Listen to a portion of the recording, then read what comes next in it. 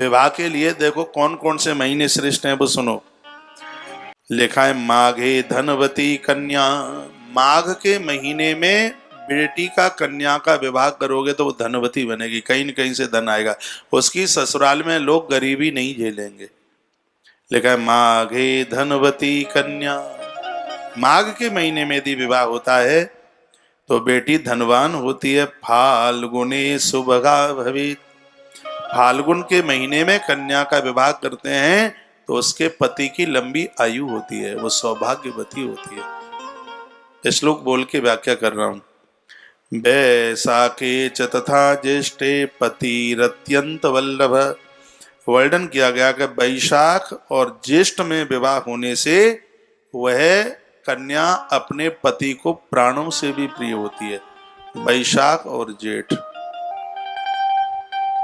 आपका पति आपको बहुत चाहता है तो हो सकता है आपका विवाह वैशाख और जेठ में हुआ हो सकता है ऐसा। अब आप कहोगे कि हमारा तो ब्याह वैशाख में ही बहु, लेकिन वो तो हमारे ऊपर भारी क्रोध करते हैं, तो और किसी ग्रह की प्रतिकूलता हो सकती है।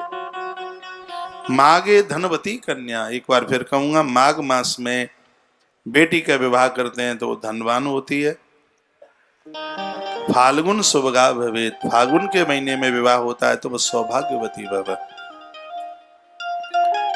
वैशाखे च तथा ज्येष्ठे। वैशाख और जेठ में यदि विवाह कन्या का होता है तो वो अपने पति को इतनी प्रिय होती है जितना कि महादेव को पार्वती प्रिय,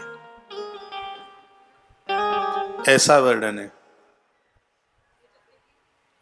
और सुनो,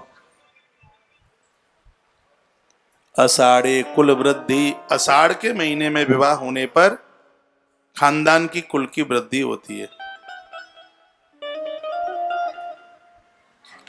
अगेन के महीने को भी शुभ बताया गया है।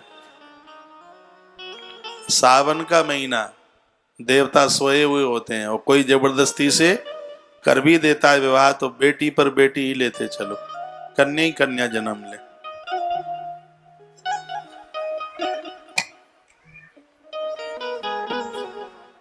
देवता सो जाएं तो फिर अपने हिंदू सनातन में तो देवताओं के जगने के बाद ही विवाह शुरू होते हैं। वो देव उठनी हरि प्रबोधनी एकादशी से ही फिर विवाह आरंभ होते हैं। तो बड़ा अच्छा वर्णन किया। अषाढ़े कुल वृद्धिम, अषाढ़ तक ही विवाह होते हैं। उसके बाद में तो फिर कह दिया है अन्यान्दे माशाश वर्जिता। कार्तिक का महीना भी विवाह के लिए ज्यादा शुभ नहीं है। ये तो अनसूजते होते हैं, जिनको बनता नहीं है उनको देव उठनी पर कर दो उनका। अगेन का महीना शुभ है, फूंस तो बिल्कुल ही नहीं है इसमें। माघ का महीना बढ़िया है, फागुन का महीना बढ़िया है, चैत भी बढ़िया नहीं है।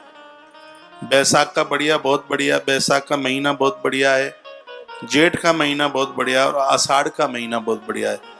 ये विवाह के लिए इन मासों को बहुत अच्छा कहा गया है। जहां तक हो कोशिश तो इन्हीं महीनों में करें, अच्छा वर्णन किया गया। कुछ तिथि और वार वर्जित हैं, इन तिथि बार में बच्चों का विवाह न करें। अमावस्या च रिक्ता च वार वेला च जन्मभूमि। अमावस्या को विवाह नहीं, फेरे अमावस्या को न पड़े, अमावस मना किया। अमावस्या च रिक्ता च वार वेला च जन्मभूमि गंडांतम क्रूर वाराश वर्जनीया प्रियतनता। अमावस्या के लिए मना किया। चौदस, चौथ और नौमी ये रिक्ता तिथि है। ये तो ना बने आफत है तभी है, नहीं तो विवाह वर्जित लिख लो। अमावस्या, चौथ, नौम और नौमी और चौदस इनको रिक्ता तिथि कहते हैं। रिक्ता तिथि में विवाह न हो तो ज्यादा ठीक है। रिक्ता तिथि में चौथ, नौमी और चौदस। अमावस्या, जन्म का नक्षत्र रविवार और शनिवार और मंगलवार ये विवाह के लिए कभी भी शुभ नहीं हो सकते। लेकिन बड़े बड़े शहरों में विवाह रविवार को, संडे को ही होते हैं, छुट्टी का दिन है, सब आ जाएंगे। लेकिन हमारे ये महात्मा जी कहते हैं पति और पत्नी की प्रीति के लिए, स्नेह और प्रेम के लिए ये तीनों के तीनों दिन बड़े खतरनाक हैं, शनिवार, रविवार और मंगलवार। इन तीनों दिनों को विवाह में निषेध बताया।